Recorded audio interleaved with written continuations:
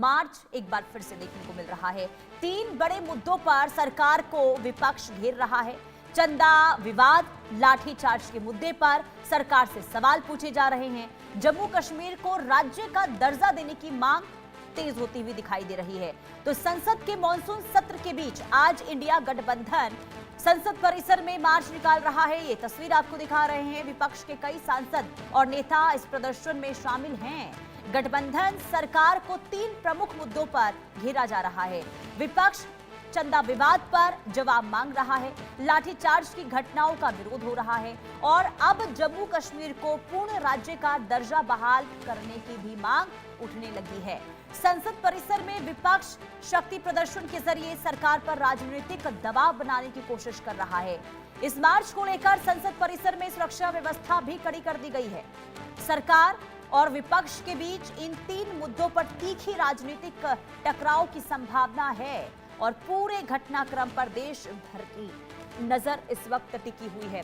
ये तस्वीर आपको दिखा रहे हैं संसद परिसर के बाहर की तस्वीर है, जहां पर विपक्षी सांसदों की एकजुटता, हाथ में पोस्टर लिए हुए, बैनर लिए हुए नारेबाजी कर रहे हैं। प्रदर्शन यहां पर हो रहा है और 3 प्रमुख मांगों को लेकर इनका प्रदर्शन लगातार देखने को मिल रहा है, जिसमें चंदा चोरी, छात्रों पर लाठीचार्ज और अब जम्मू कश्मीर को पूर्ण राज्य का दर्जा देने की भी मांग विपक्षी सांसद कर रहे हैं। तस्वीर देख रहे हैं, ये विपक्षी पार्टियों का मार्च है और वो प्रेरणा स्थल से लेकर के ये मकर द्वार की ओर जा रहा है और सबके हाथ में आप देख सकते हैं अमित शाह माफी मांगे, सदन में जवाब दे।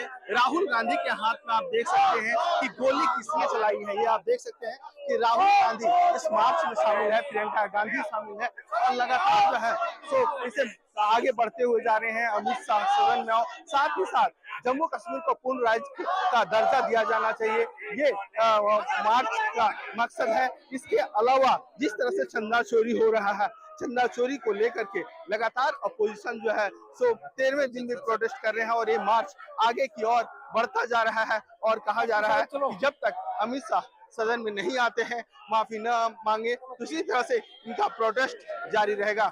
मनोहर केसरी, इंडिया न्यूज, दिल्ली। कि जो पद पर आसीन है उसकी कुछ जनता के प्रति जिम्मेदारियां होती हैं। ये लोकतंत्र है, ये तानाशाही नहीं है, ये किसी का राज दरबार नहीं है। तो अगर कुछ हुआ है, बच्चों पर गोलियां चली हैं, पैलेट गन चलाई गई है, टीयर गैसिंग हुई है, लाठी चार्ज हुआ है, तो किसी की जिम्मेदारी है ना, किसी ने तो ऑर्डर दिया होगा, तो जिम्मेदारी लें अपनी। यही परंपरा रही है इस देश की।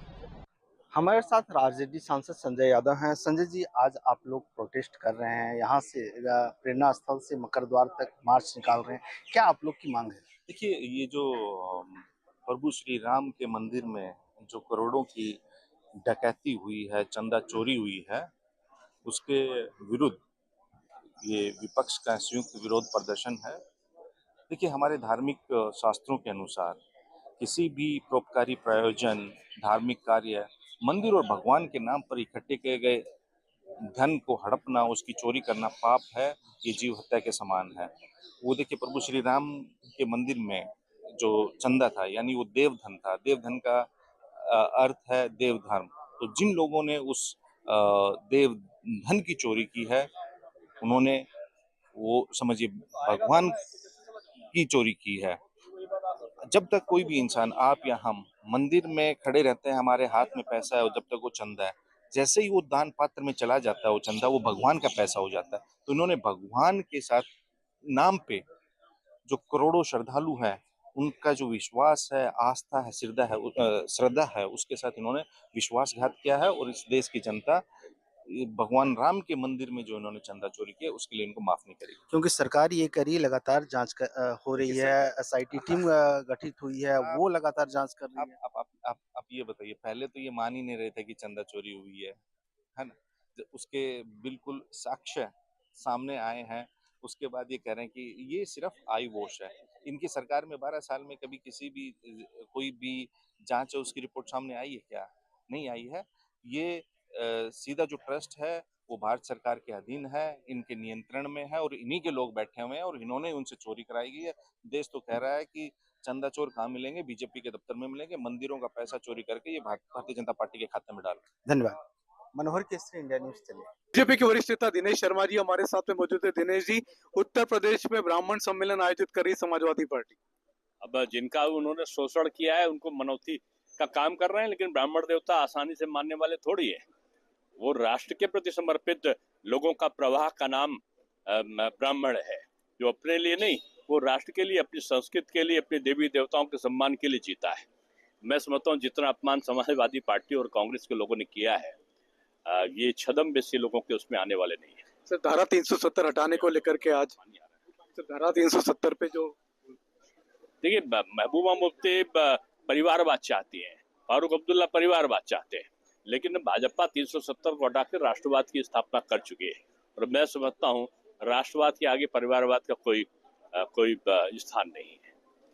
ये तो दिनेश शर्मा जिनका कहना है कि धारा 370 वापस लाने की जो बात कर रहे हैं उनके लिए राष्ट्र के लिए कोई जगह नहीं है, वो राष्ट्र प्रेम को तवज्जो नहीं देते। Sanjay Sharma, India news Delhi. देश के कानून मंत्री अर्जुन राम मेघवाल जी हमारे साथ में मौजूद है। अर्जुन जी, आज का दिन इस मायने में भी ऐतिहासिक है कि आज के दिन ही धारा 370 आपकी सरकार ने खत्म की थी। कितना बड़ा बदलाव देश में आपको लगता है ये इससे आया? ये देखिए, धारा 370 और 35 है, ये असमानता पर आधारित एक प्रोविजन थे जिसने जम्मू कश्मीर को भी पीछे रखा और संविधान पूरे देश में लागू है, इस भाव में भी कहीं कमी नजर आती थी। ये प्रधानमंत्री नरेंद्र मोदी जी की सोच के कारण 2020 में ये संभव हुआ। धारा 370 समाप्त हुई, 35A भी समाप्त हुआ, पूरे देश में संविधान लागू हुआ। दूसरा, जो कोई भी हम कानून बनाते थे उस समय आप देखना पुराना रिकॉर्ड निकाल करके उस पर लिख देते थे जम्मू कश्मीर को छोड़ करके, क्योंकि जम्मू कश्मीर क्या भारत का भाग नहीं था क्या? तो ये लोगों को असमानता लगती थी कि हम इक्वलिटी को प्रमोट कर रहे हैं संविधान के आर्टिकल 14 के अनुसार, लेकिन ये असमानता कैसे? तो इस असमानता को समाप्त किया नरेंद्र मोदी जी ने 2020 में 5 अगस्त के दिन।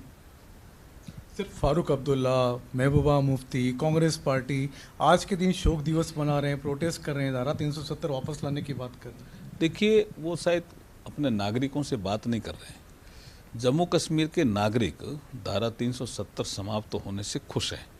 विकास की जो रफ्तार है वो तेज हुई है, विरासत का भी संरक्षण हुआ है, विकास और विरासत दोनों साथ साथ चल रहे हैं और नागरिकों की पर कैपिटा इनकम भी बढ़ी है, इसलिए वो खुश हैं।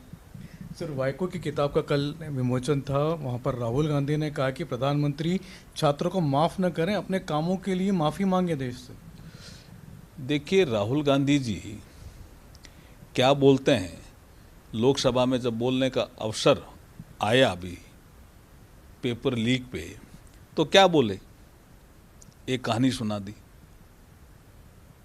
और उस कहानी को समझा भी नहीं पाए और झूठा आरोप लगा करके भाग गए। इसका मतलब वो झूठा आरोप लगाते हैं कहीं पर भी, लोकसभा हो, कोई प्राइवेट फंक्शन हो, वो झूठा आरोप लगाते हैं, एक कहानी को गढ़ते हैं और फिर भाग जाते हैं। सर, कांग्रेस पार्टी आज संसद से मार्च करने वाली, गांधी प्रतिमा तक विरोध कर रही है कि सरकार उनके सवालों का जवाब नहीं दे रही है, गृहमंत्री संसद में नहीं आ रहे। देखिए, हम तो लगातार उनसे बात कर रहे हैं, भी आपकी डिमांड बताओ। सबने मिलकर पहले डिमांड बताई अपनी एक, कि आप पेपर लीक पे चर्चा करा लो, हम हाउस को चलने देंगे। अब पेपर लीक पे चर्चा हो गई तो दूसरी डिमांड ले आए, इसका मतलब वो अपनी बात पे कायम भी नहीं है। आखिरी सवाल है सर, कैसे टूटेगा अगर संसद में चल रहा है? हम चाहेंगे गतिरोध टूटे, हम चाहेंगे।